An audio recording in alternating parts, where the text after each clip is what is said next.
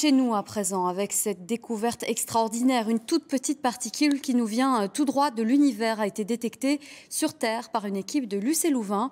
On l'appelle neutrino, une particule invisible et très difficile à capter, mais elle réagit au contact de l'eau et c'est grâce à un télescope placé au fond de la mer qu'elle a pu être découverte. Joanne Montet nous explique tout ça.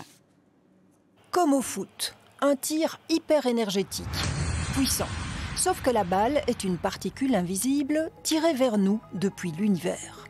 Les trous noirs, les étoiles supermassives qui meurent, éjectent vers la Terre des particules fantômes. Elles portent un nom mignon, les neutrinos.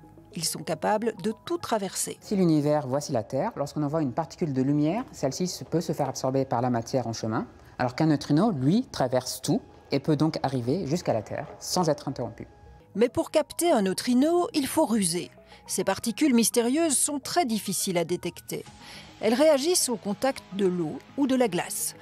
Ce télescope géant, immergé au fond de la Méditerranée, vient de capter le neutrino, la particule élémentaire la plus énergétique jamais observée de l'univers. C'est dingue parce que c'est vraiment le penalty le plus rapide que l'univers nous ait jamais envoyé. C'est la particule la plus rapide avec laquelle l'univers nous a parlé jusqu'à présent. C'est une preuve indépendante qu'effectivement l'univers nous envoie des neutrinos de très haute énergie et qu'on va pouvoir changer de lunettes, qu'on va pouvoir changer de vision sur l'univers et non plus voir seulement la surface du Soleil, par exemple, mais également ce qui se passe dans son cœur ou ce qui se passe dans des épisodes très lointains.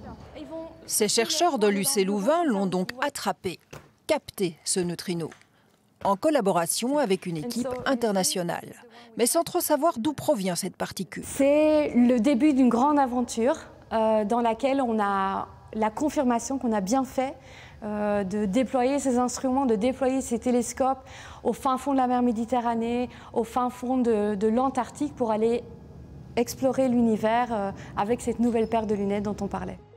Une autre paire de lunettes que les télescopes classiques, car les neutrinos peuvent nous révéler de précieuses informations sur leur origine.